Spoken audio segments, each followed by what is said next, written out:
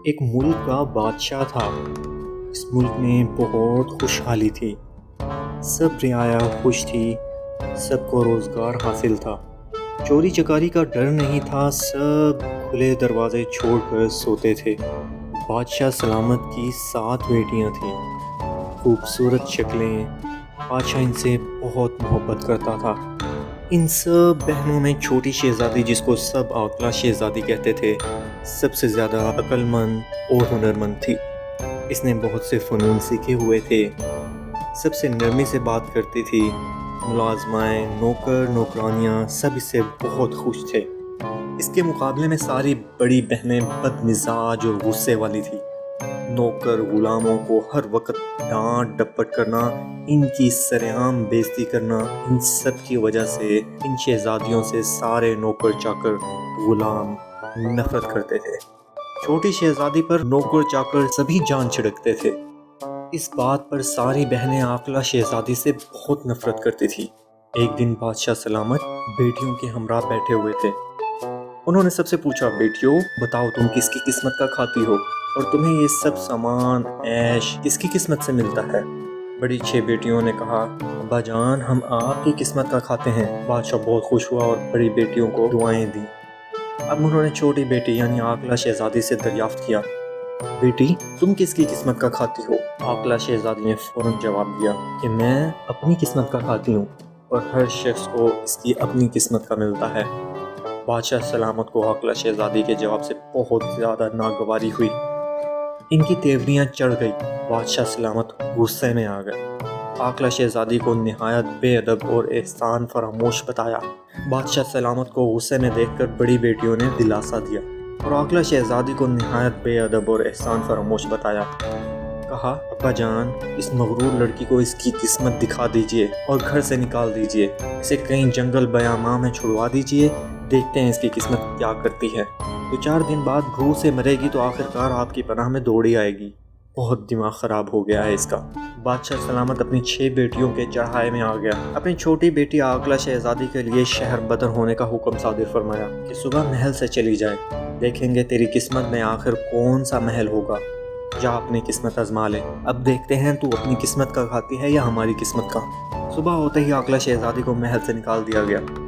شہزادی نے ابا حضور سے کہا، ابا جان آپ کا حکم سر آنکھوں پر، اور سلام کر کے رخصت ہو گئی۔ ساری بہنیں یہ رخصت کا منظر دیکھ رہی تھی اور خوش ہو رہی تھی۔ اس موقع پر عاقلہ شہزادی کی بچپن سے دیکھ بھال کرنے والی انا بھی عاقلہ شہزادی کے ساتھ ہو لیں۔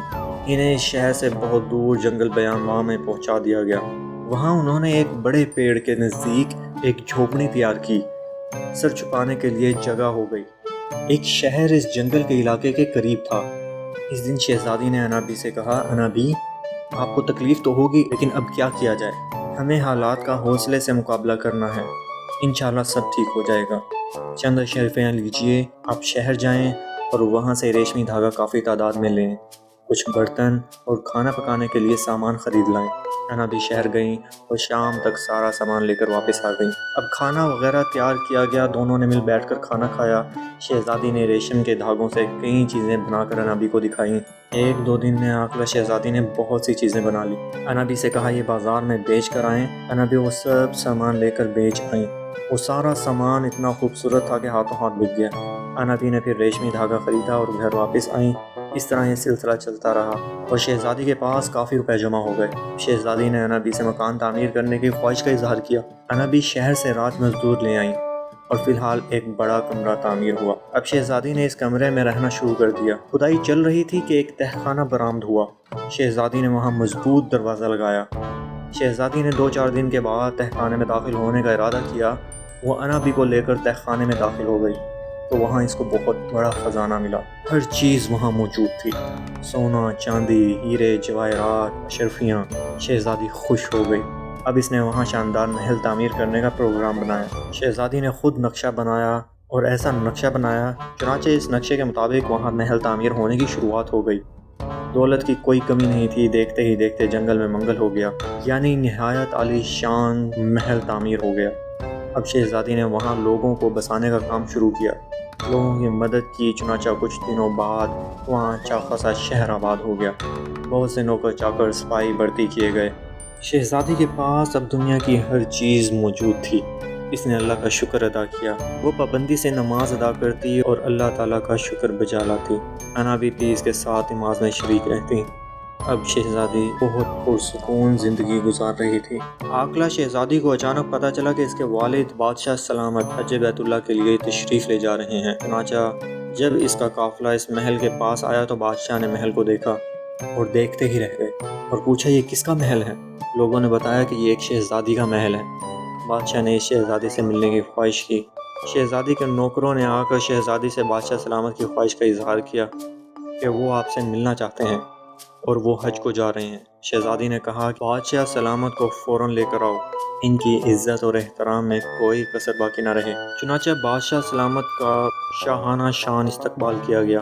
شہزادی حاضر ہو گئی اور بادشاہ سلامت کی خدمت میں جھک کر سلام پیش کیا۔ بادشاہ سلامت نے جب شہزادی کو دیکھا تو دیکھتے ہی رہ گئے۔ یہ تو ان کی اپنی بیٹی عاقلہ شہزادی تھی۔ بادشاہ سلامت خوش ہوئے اور بیٹی کو سینے سے لگا لیا۔ اب بادشاہ سلامت کو وہ دن یاد آیا جب انہوں نے عاقلہ شہزادی کو اپنے محل سے نکلوایا تھا اور جنگل بیاباں میں چھڑوا دیا تھا۔ چنانچہ انہوں نے اپنی بیٹی سے اظہار افسوس کیا۔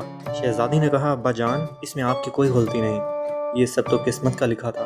میرے دل میں آپ کی وہی عزت و عظمت ہے، آپ میرے بزرگ ہیں، والد ہیں، بس میرے لیے دعا کیجیے۔ بادشاہ شہزادی کی باتیں سن کر آپ دوستو چینل کو سبسکرائب کرنا مت بھولیں، ویڈیو کو لائک کریں، شیئر کریں اور کمنٹ سیکشن میں اپنے رائے کا اظہار ضرور کریں۔